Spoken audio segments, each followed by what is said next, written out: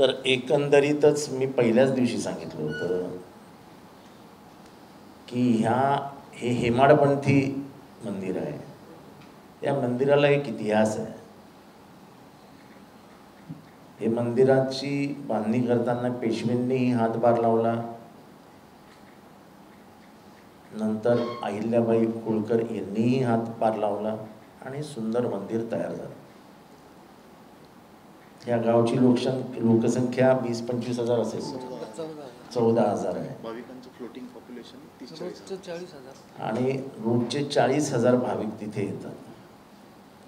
साधारण प्रथा अशी आहे की तिथे जे विक्री करणारे वगैरे जे इतर धर्मीयची पानटपरी आहे, कोणाची फुलाचा व्यवसाय आहे, प्रसादाचं दुकान आहे, फुलमाळा विकतात, मूर्त्या विकतात, ते साधारण एक दिवस पायरीवरती जाऊन डोकं टेकवतात, पायरीवरती जाऊन शाल ठेवतात आणि धूप दाखवतात. आणि त्यांच्या मनात भावना ही असते की ह्या भोलेनाथामुळे आमचं घरदार चालतं, आमच्या पोराबाळांना खायला मिळतं. म्हणजे जी त्यांच्या मनावरती उपकाराची भावना असते त्याचं एक परतफेड करण्यासाठी ते प्रयत्न करतात. त्यांनी आजपर्यंत कधीही मंदिरात प्रवेश केलेला नाही ना, ते मंदिरात प्रवेश करण्यासाठी आग्रही आहेत. असं काही नाही. सलीम यांचा चांगला मित्र आहे. सलीम काल माझ्याशी बोलला, मी सलीमशी बोललो. पण आज चौघांनी घराला कडी लावून घरात बसले, दुकानही उघडलं नाही. त्यांच्यावर गुन्ह्याचीही नोंद झाली. त्यांचा गुन्हा काय? पण मला हे महाराष्ट्राला ह्याच्यासाठी हे समजून सांगण्यासाठी मी या पुराणावर, मी नाशिककर आहे, माझा जन्म त्या गावचा आहे, की हे वातावरण तिथे जेव्हापासून मंदिर स्थापन झालं तेव्हापासून आजपर्यंत कधीच जातीय रंगाचं वातावरण त्र्यंबकेश्वरमध्ये झालं नाही. मग लोकांनी सांगितलं आता महाराष्ट्रातली सगळीच देवळं ते ताब्यात घेणार आहेत. म्हणजे आपण काही सुसाट वेगाने बोलायला सुरुवात करतो. आता माझा दुसरा सांगेल तुम्हाला, नाशिकमध्ये कसे व्हॉट्सअप फिरवत आहेत. म्हणजे एखादी संधी साधून त्या अख्ख्या गावाचं वातावरण खराब करण्याचं काम कसं करता येईल ह्याच्याकडे काही जणांनी अगदी डोळ्यात तेल घालून पाण्याला सुरुवात केली आहे. जेव्हा मी पहिल्यांदा बोललो की महाराष्ट्रात दंगली पेटवण्याचा प्रयत्न केला जाईल तेव्हा तुमच्या सगळ्यांनी माझ्यावर टीका केली. त्यानंतर हे वाक्य स्वतः अमित शहा बोलले. त्यानंतर कमीत कमी 6 राजकारणी हे बोलले. फक्त मी अतिशहाणा आहे असं मला वाटायला लागलं. मी पहिल्यांदा बोललो की हे होणार. सांगण्यासारखं काहीच नाही ना महाराष्ट्राला. तुम्हाला कुठल्याही राजकीय पक्षाला आपलं दुकान चालवण्यासाठी काहीतरी विकावं लागतं ना, की मी सुंदर मूर्ती तयार केली, येऊन बघा. तुम्ही मूर्त्या तयार केल्याच नाही, तुम्ही ओबडधोबड दगड आणून ठेवलेत, कोण येईल बघायला. आणि मग आधार एकच धर्माचा. म्हणजे जे झालंच नाही त्याची इतकी बोंबाबोंब झाली की आता कोण त्याच्यामध्ये पडायला लागलं. आणि लोक सर्टिफिकेट विचारतात, हे हिंदूच नाही आहेत. अरे तुझ्या बापाला विचारलं जायचं का हिंदू आहे की नाही. यांनी सांगितलं ना आता, काय बोलला, जो माणूस हे बोलतो त्याची ओरिजिनल हिस्ट्री काढा, तो कुठे राहतो, मी सगळं तुम्हाला आता पत्ता देतो. त्याच्या बंगल्याचं नाव काय जाऊन बघा, त्याचे वडील काय करायचे ते बघा. म्हणजे स्वतःची आडनावं आणि स्वतःची जात लपवणारी माणसं महाराष्ट्राला पेटवण्याचा प्रयत्न करतात. आणि दुर्दैवाने कुठलाही राजकीय हे हिमतीने पुढे येत नाही सांगायला की हे काय खरं आहे. अरे सांगायला तर पाहिजे ना इथल्या माणसांना, ही आपली संस्कृती आहे, ह्याला 100 वर्षाचा आधार आहे. अख्खं गाव त्यांच्या बरोबर आहे, गावातला एकही माणूस त्यांच्या विरोधात नाही.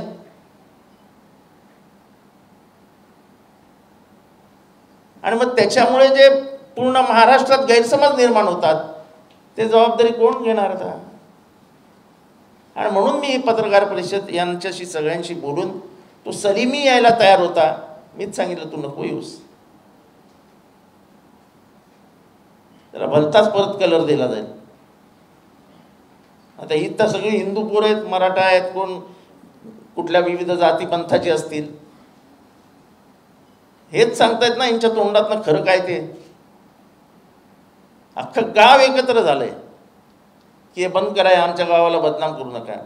असं आहे, त्यांना माहीत नाही. त्यांना सांगतो की त्र्यंबकेश्वरचं पूर्ण इकॉनॉमी ही तेथील मंदिरात येणाऱ्या भाविकांकडनं फिरते. या सलीमचं दुकान हे साधारण मंदिराच्या उत्तरेचा जो दरवाजा आहे ते पण 15 फुटावर आहे. म्हणजे इतक्या महत्त्वाच्या जागी त्याचं दुकान आहे. तो लोकांना आतमध्ये घेऊन जातो, मंदिरात प्रवेश करायला मदत करतो, सगळं करत असतो. आज झाली ना पानटापरी बंद करून घरात घाबरून बसलाय. पोलिसांनी सांगितलं घराच्या बाहेर निघायचं नाही. हे वातावरण किती दूषित करणार आपण, आणि ह्याचा पूर्ण महाराष्ट्रात उपयोग करून घ्यायचा. बघा काय चालू आहे, बघा काय चालू आहे. अरे काही चालू नाही बाबा. आणि म्हणून ठाण्यातनं किंवा मुंबईतनं ही पत्रकार परिषद घेऊन पूर्ण महाराष्ट्राला याची माहिती द्यावी, ह्यासाठी आम्ही केलेला हा प्रयत्न होता. हे काय माझ्या पक्षाचे नाही आहेत, हे तिथले सगळे नागरिक आहेत ज्यांच्याशी चर्चा करून. जेव्हा आधी मी सलीमशी चर्चा केली, मग तिथल्या काही 2-3 पुजाऱ्यांशी चर्चा केली, आणि त्यांनी सांगितलं की साहेब याच्यात काही नाही, ही प्रथा 100-200 वर्षापूर्वीची आहे. आम्ही दरवेळेस हे बघतो पण आम्ही लक्षही देत नाही, काय चालूच आहे आमच्या गावामध्ये, प्रथा चालू आहे त्या सगळ्या. हे कोणी केलं म्हणाले आम्हालाच समजलं नाही अचानक काय झालं. आता काल ते काय गोमूत्र शिंपडलं. आमची औरंगाबादची सभा झाली, राष्ट्रवादीची गोमूत्र शिंपडलं. म्हणजे बहुजनांनी जिथे जिथे पाऊल ठेवलं तिथे तिथे आता गोमूत्र शिंपडणार. म्हणजे इथला जो बहुजन आहे, वंजारी, तेली, कोळी, माळी, चांभार, बौद्ध, मराठा,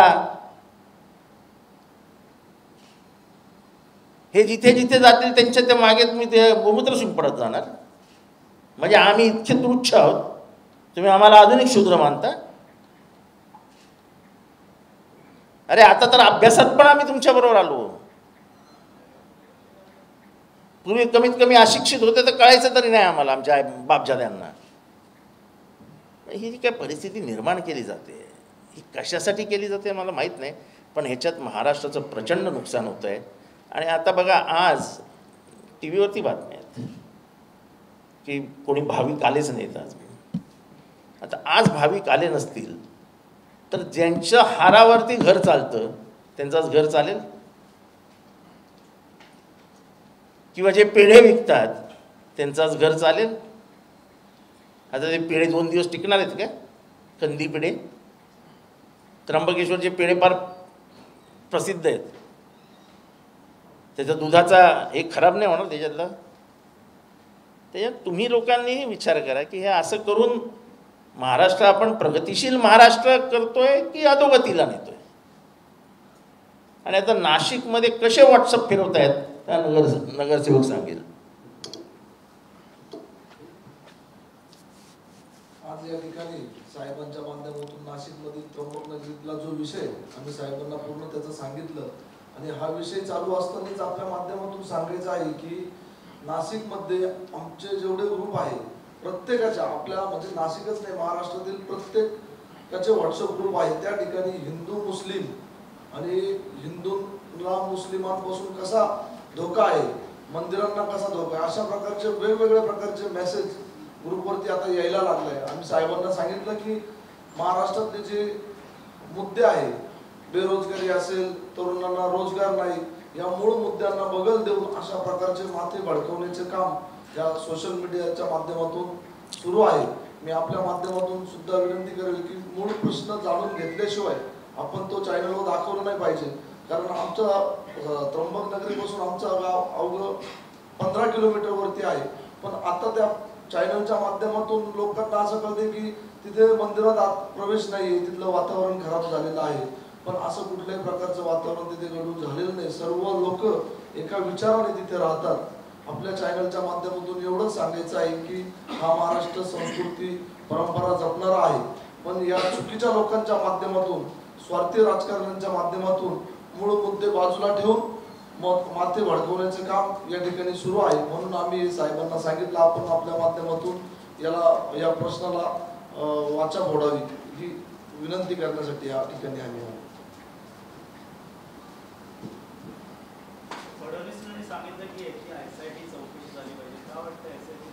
हे गावकरीच बोलतील SIT वर. SITची चौकशी लावण्यासारखा मोठा त्यांनी काही गुन्हा केलेला नाहीये, तर त्याच्यामुळं SIT लावायचा काही प्रश्नच येत नाहीये. तर काय फार मोठा त्यांनी गुन्हा केला असं काही नाही, की फक्त झोप दाखवला म्हणजे काय हा गुन्हा होत नाही, ही त्यांची भावना आहे. आणि त्याच्यामुळं त्र्यंबकेश्वरची बदनामी झाली आणि गावची बदनामी झाल्यामुळं तिथं आता यात्रा सुद्धा यायला थोडी घाबरती आहे. तर याच्यामुळे लोकांचा जीवनामरणाचा प्रश्न आहे आता. त्याच्यामुळे अशी कुठल्याही प्रकारचे त्यांनी SIT वगैरे लावू नये अशी मी त्यांना फडणवीस साहेबांना सुद्धा विनंती करतो का गावाची कुठली शांतता भंग होऊ नये हीच मी त्यांना विनंती करणार.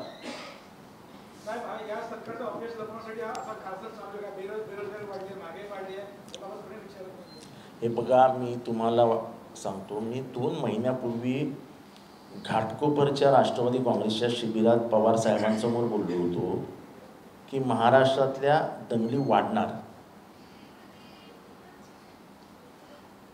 आता कालच्या 3 दिवसात महाराष्ट्रात किती दंगली झाल्या? आणि मी नेहमी सांगतो, जेव्हा हातात काहीच राहत नाही तेव्हा फक्त राहतो धर्म. आणि मग धर्माचा दुरुपयोग करून परत सत्तेच्या मार्गावर यायचं आणि सत्ता बळकवायची. हा फंडामेंटलिस्ट, म्हणजे त्याला काय म्हणतात, फंडामेंटलिस्ट ज्यांचे विचार असतात त्यांचा उद्योग असतो. त्यांचा लोकशाहीवर विश्वास नसतो, त्यांचा ह्या असल्या गोष्टींवर विश्वास असतो.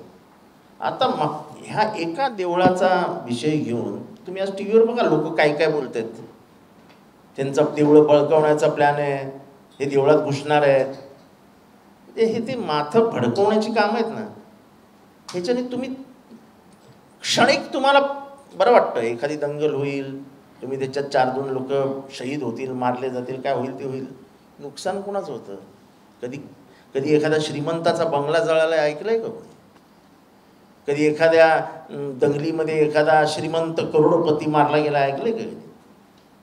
बिचारे ते प्लॅस्टिकचे झोपडं असतं, आग लागली की ते अख्खं प्लॅस्टिक जळत जातं. मी 3-3, 4-4 दंगली बघितलेला माणूस आहे, दंगलीत उतरलेला माणूस आहे मी. तुम्हाला काय वेगळं सांगायला नको मी. आणि हिमतीने गोळ्या अशा बाजूने जात होता तेव्हा मी मध्ये उभो. आग लावणारे खूप असतात, पण ते बुजवण्याची हिंमत, त्या मॉबमध्ये घुसण्याची हिंमत दाखवावी लागते. तेव्हा मी सगळ्यांना आजमावले. ठाण्यातले जेवढे नेते आहेत ना तेवढे सगळ्यांना आजमावले. मला फोन करून सांगायचे, जितेंद्र आतमध्ये आपला माणूस त्याला बाहेर काढ. मला काय बोलायचं नाही याच्यावरती, पण हे बरोबर नाही. याच्याने तुम्ही महाराष्ट्राचं मोठं नुकसान करताय. ही पुण्यनगरी आहे, तिथे फुलांवरती, पेढ्यांवरती, मूर्त्यांवरती लोकांची घरदारं चालतात. उद्यापासून जर तिथे 25% जरी संख्या कमी झाली, करोडो रुपयाचं उत्पन्न घटेल. 40,000 भाविक जर 20,000वर आले तर तुम्ही विचार करा घरं कशी चालतील. मला प्रश्न ह्याचा नाही आहे, मला प्रश्न तिथल्या मुलाबाळांच्या शिक्षणाचा आहे, मला प्रश्न तिथल्या डॉक्टर्सचा आहे. ते नदीकाठी गाव आहे, एखाद्या गावाला उद्ध्वस्त करायचं हे काय बरोबर नाही.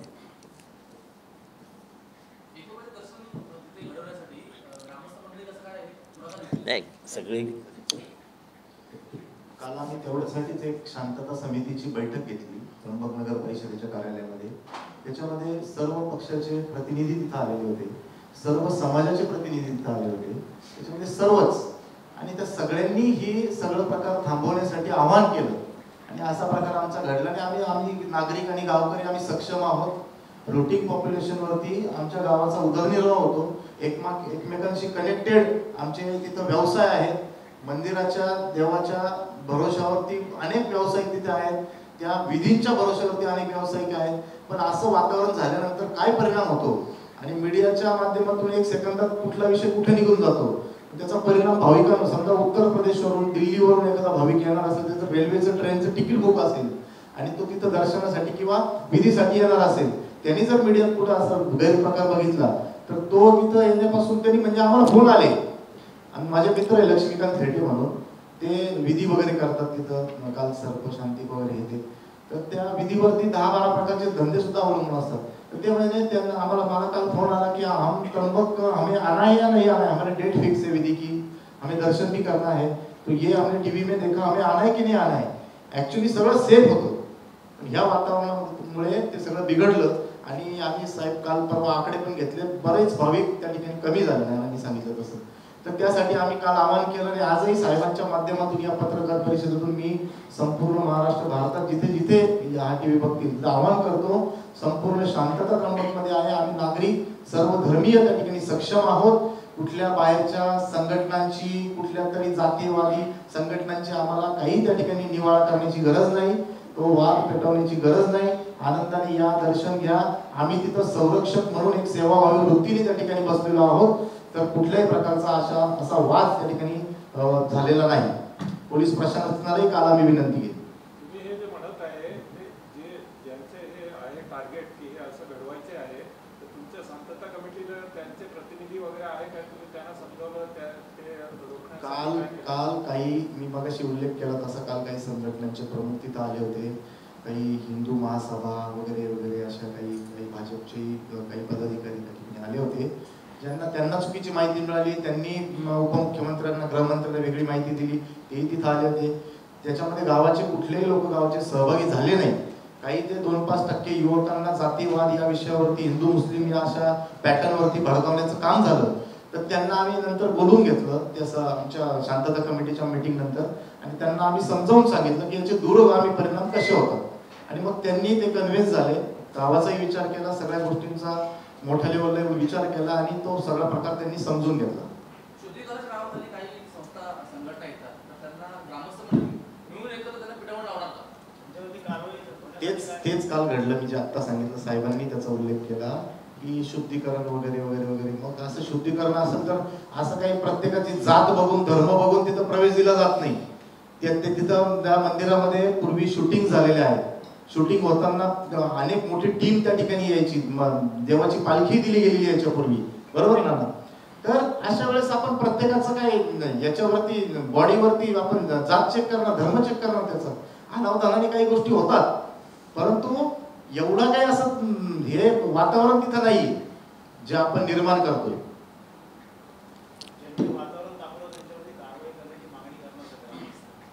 नाही, आता त्याच्यामध्ये आम्ही शांततेचंच आवाहन केलं.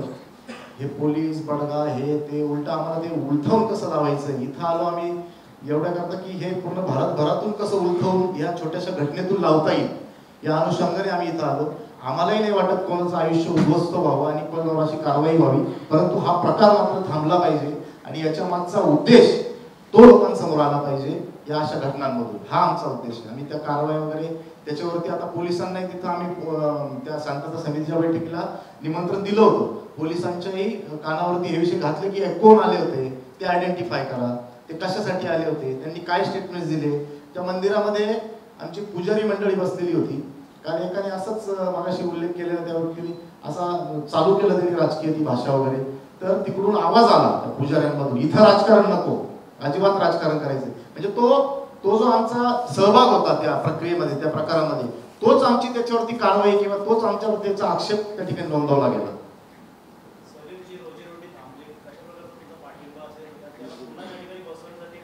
आम्ही गाव त्याच्या मागे उभं आहे. सलीमच्या मागे संपूर्ण गाव उभं आहे. आता काही लोकांना शंका उत्पन्न झाली होती की सलीमची वृत्ती खराब झाली की काय, तो कुठलं तरी कोणाचं तरी मार्गदर्शनाने असं करतोय का काय. याची शहानिशा तेव्हाच झाली जेव्हा उपाशी तापाशी ते कुटुंब बिचार साहेबांनी सांगितल्याप्रमाणे घरात बसलं आणि ह्या सगळ्या गोष्टीकडे उघड्या डोळ्यांनी बघत होतं. मीडियावाले आले, त्याच्यामध्ये ते जय भोलेचाच जय घोष त्या ठिकाणी करत होते. परंतु आमच्या गावाच्या, आमच्या नागरिकांना शाश्वती आहे की सलीम तसाच बिझनेस करेल आणि त्याच पद्धतीने त्याचं जीवनमान कसं पूर्ववत होईल याच्यासाठी आमच्या गावात संपूर्ण प्रयत्न सगळे नागरिक त्या ठिकाणी एकत्रपणे आम्ही करूया. ये मेरे आजू बाजू में बैठे हुए सभी लोग त्र्यंबकेश्वर गांव के हैं। आपको मालूम है कि त्र्यंबकेश्वर में भोलेनाथ की एक बड़ी मूर्ति है, लिंग है, और जो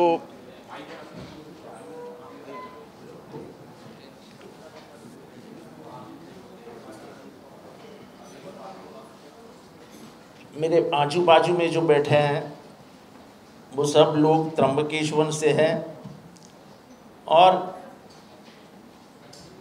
त्र्यंबकेश्वर वो मंदिर है जहाँ पे पहला ज्योतिर्लिंग जो माना जाता है वो त्र्यंबकेश्वर का माना जाता है।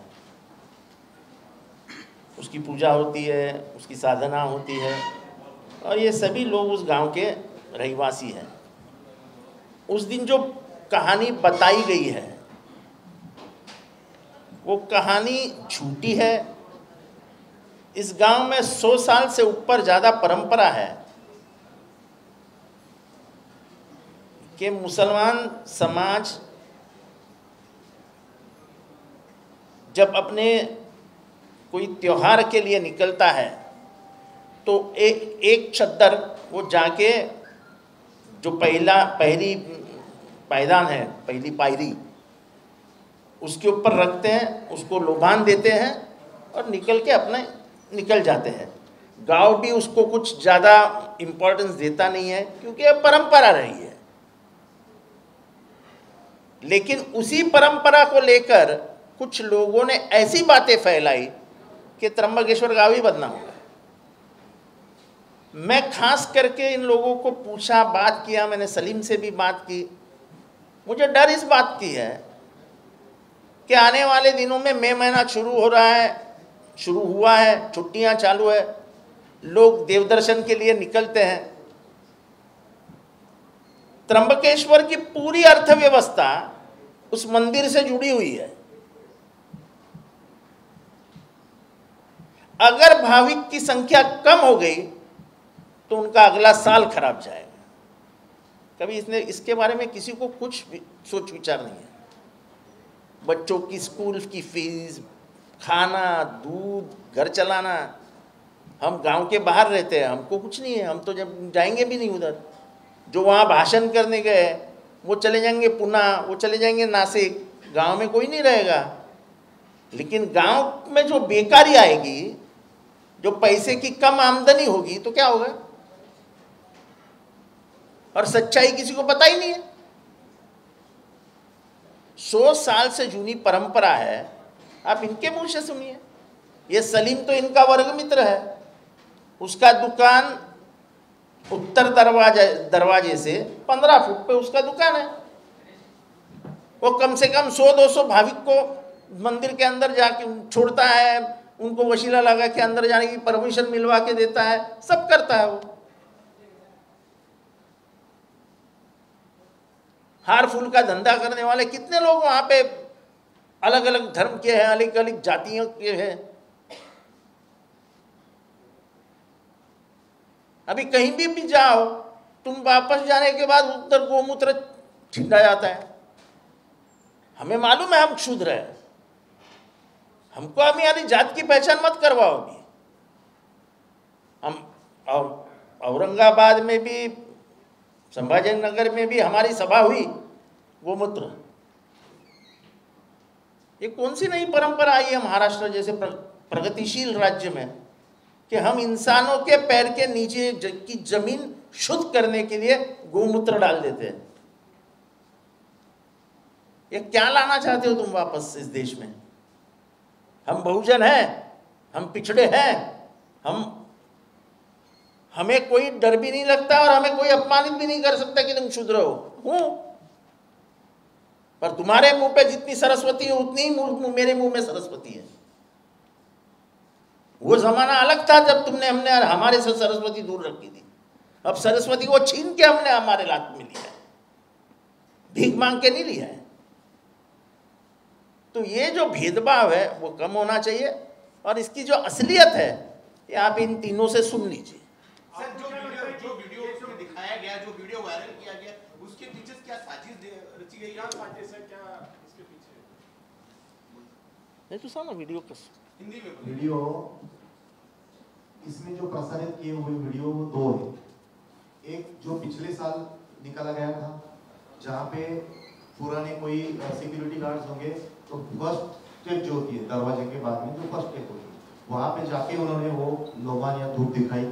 और इस साल का जो वीडियो है वो गेट पे सिक्योरिटी गार्ड ने उनको अड़ाया, वहीं से उन्होंने धूप दिखाई और चले गए। ऐसे दो वीडियो प्रसारित हुए। अभी इसमें ओवर एक्टिंग ये हुआ है कि पिछले साल का भी वीडियो मिक्स किया गया, वो भी वायरल किया गया और उसमें ऐसा डाला कि मंदिर के अंदर घुस गए, फिर अंदर से मतलब जो उत्तर दरवाजा है उसके अंदर जाने के बाद पूरा मंदिर का व्यू दिखता है। तो पिछले साल के वीडियो में वो व्यू दिखाया गया, इसका मतलब मंदिर में के अंदर चले गए। ऐसे दो अलग अलग वीडियो है और वो वही वायरल करके वो प्लानिंग से हुआ है। अभी हमें वो धीरे धीरे समझ रहा है सब चीजें, कैसे वो लोग आए, सब डीसीएम साहब ने ट्वीट किया, फिर एसआईटी सब सब सब सब मतलब ये प्लानिंग से, पूरा प्लानिंग से हुआ है। ये हमें अभी गारंटी हो गई है। सर कुछ लोगों को हिरासत में लिया गया, ऐसी खबर आ रही है वहाँ के लोगों को। ये जो 4 बंदे थे वो लोकल थे, जिनको हम जानते हैं, बचपन से जानते हैं, हम वही रहे सब लोग। वो नॉन है, नाम से जानते हैं, वो भी हम मुझे जानते हैं। और वो नॉन बंदे हैं, कोई अननोन विक्टिम मतलब ऐसे इस टाइप के कोई अतिरिक्त वो नहीं है। वो गांव में ही है, घटना होने के बाद में भी वो गांव में है। लेकिन जैसे ही वो ट्वीट डीसीएम साहब का आया, वहां से थोड़ा सा ये डिस्टर्ब हो गया लॉ एंड ऑर्डर और उनके ऊपर गलत कार्रवाई की गई। 100 साल का परंपरा इस बार क्यों फेल हुआ? जो 100 साल से परंपरा चला आ रहा था, आज कौन सी चूक हो गई कि ये वीडियो वायरल हो और ऐसा माहौल बना? अभी इन्होंने बताया कि वो जो वो लोग गेट पे गए, वहाँ पे सिक्योरिटी गार्ड्स नए थे, जो परंपरा थी उनको मालूम नहीं थी। उन्होंने उनको अड़ाया, अड़ाने के बाद उनको पूछताछ की। वही दौरान कुछ भाविक वहाँ पे थे, थोड़ा माहौल चेंज हो गया और उन्होंने वो बात ट्रस्ट को बताई। ट्रस्ट को बताने के बाद वहाँ पे पुलिस भी आ गई और वो बोले हम लोकल है, ऐसी परंपरा है, वो परंपरा को रोको मत, हम हर साल करते हैं। और उनको रोका गया और उसका बवाल अलग तरह से किया गया। इतनी सी बात है। अवार्ड साहब, इसके पीछे क्या आपको कोई साजिश लगती, जानबूझ के किया गया? देखो, मैं अगर 2 महीने पहले ये बात बोल सकता हूँ कि महाराष्ट्र दंगली होणार हुई शिवगांव में, पिछले कई दिनों से महाराष्ट्र के कई गांव हिल रहे हैं।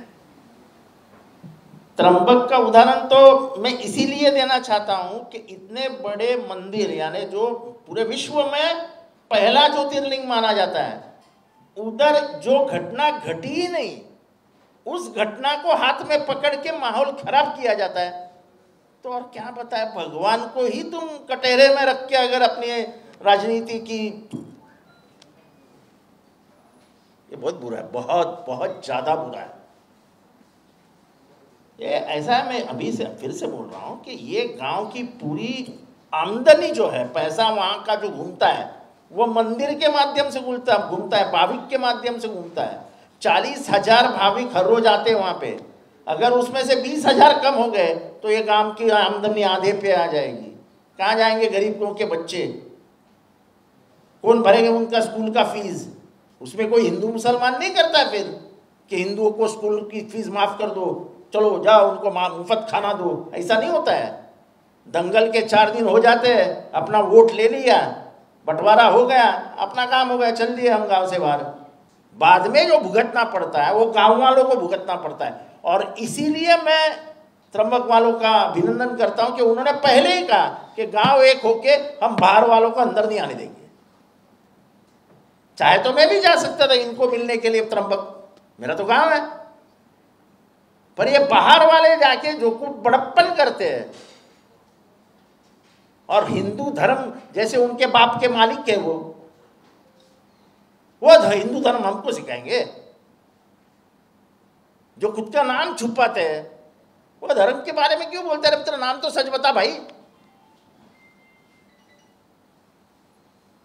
कल से बोल रहा है वो राउत हिंदू नहीं है, राउत हिंदू नहीं है, क्या सर्टिफिकेट पे साइन करेगा क्या? जो राउत साहब ने बोला बराबर बोला कि वो परंपरा है, परंपरा के अनुसार चलना चाहिए। और ये क्या है? शुद्धिकरण। तो ये गांव में जितने चलते हैं बहुजन समाज के जो लोग हैं, कोई माली है, कोई वंजारी है, कोई तेली है, कोई साड़ी है, माड़ी है, कोड़ी है, कोई चमार है, कोई मांग है, तो क्या हर आदमी जो चलेगा जो क्षुद्र है उसके नीचे आप गोमूत्र डालते जाओगे क्या? कौन से जमाने में लेके जा रहे हो इस महाराष्ट्र को?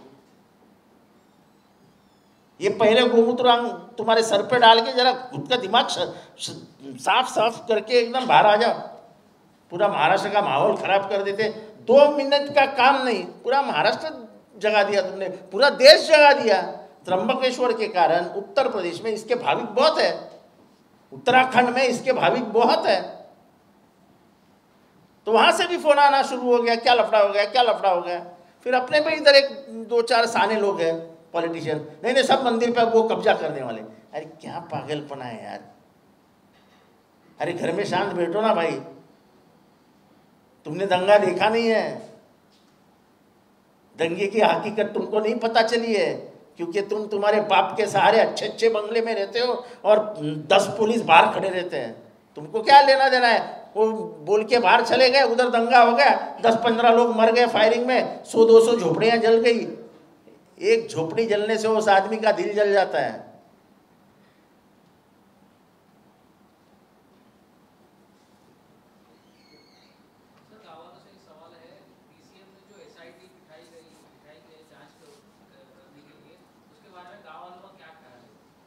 बोला हिंदी बोल,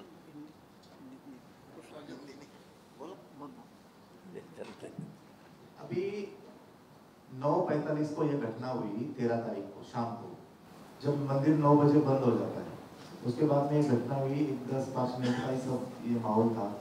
उसके बाद में नेक्स्ट डे कुछ लोग गाँव में आए, उन्होंने इंफॉर्मेशन दी, तो ये मुद्दा बन सकता है, ऐसा कोई इंफॉर्मेशन दिया। और होम मिनिस्टर साहब ने भी 1 साइडेड इनपुट ले लिया और बता दिया SIT बिठाओ। महाराष्ट्र गवर्नमेंट का खर्चा, महाराष्ट्र गवर्नमेंट की यंत्रणा अगर अच्छे काम में लगाओगे तो वो काम में आएगी। इतनी सी घटना के लिए जो हम गांव वाले वहां पे सक्षम है, वहां पे SIT बिठा दी। ये निर्णय भी उनको पीछे लेना पड़ेगा, क्योंकि पुलिस उनकी कार्रवाई कर रही है। पुलिस ने जो देखा है वो मामले की जांच करके, वो सीधा मामला, एकदम छोटा सा मामला है, तो SIT की जरूरत ही नहीं। इस घटना से गांव वालों को कितना नुकसान हुआ?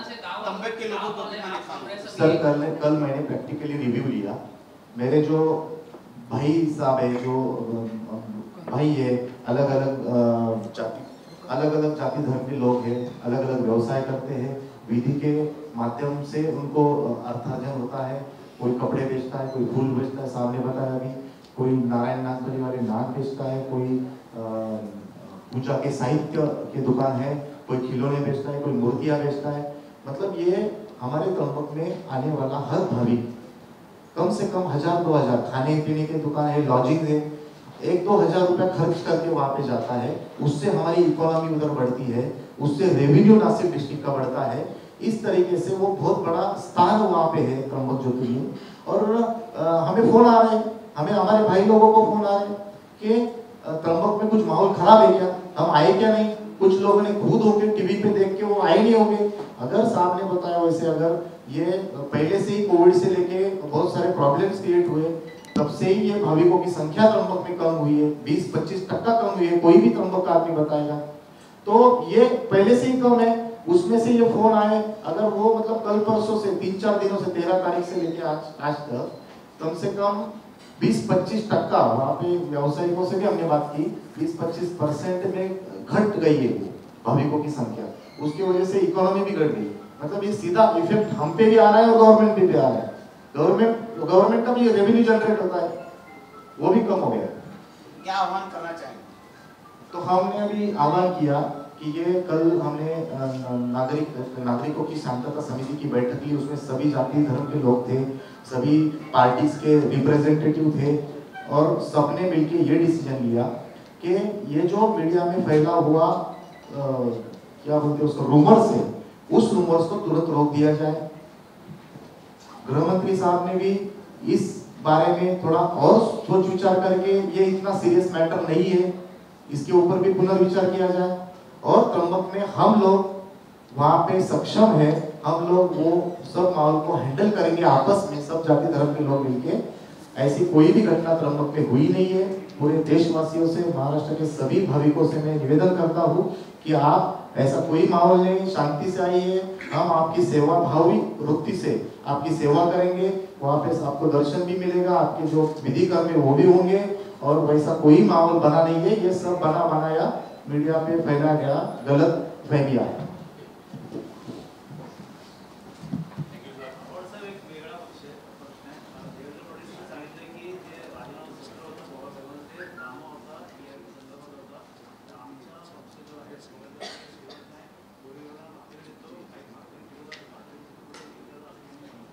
काय काय काय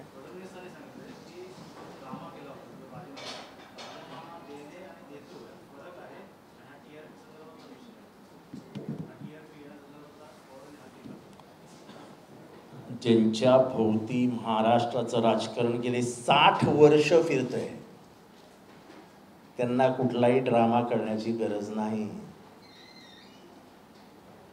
आजही शरद पवार नाव घेतल्याशिवाय लोकांना घास मिळत नाहीत, घास। वेगळं काय बोलायला नको, शरद पवार आहे, आपण ते कुठे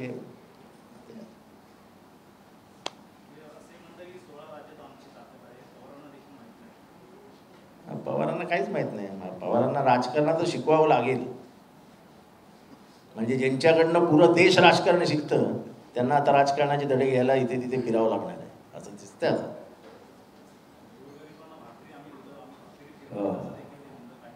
जरा GDP वर बोलूया, या दंगलींवर बोलण्यापेक्षा GDP वर बोलूया। पुढच्या 2 महिन्यात जेव्हा अमेरिकाने इथे ठेवलेले जे पैसे ते काढून घेतील तेव्हा डॉलर्स कितीवर येईल त्याच्यावर बोलूया।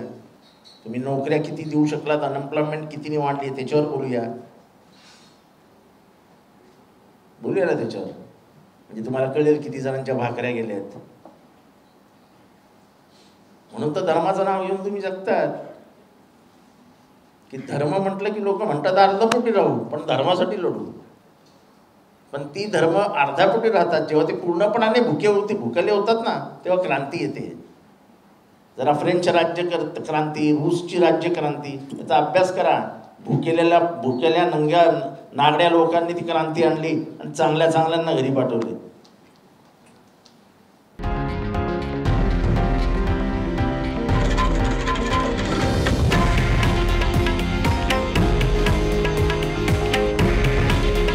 हे आहे देशातील नंबर 1 न्यूज नेटवर्क आणि आपण पाहत आहात TV9 मराठी। काळजी तुमची, हित महाराष्ट्राचं।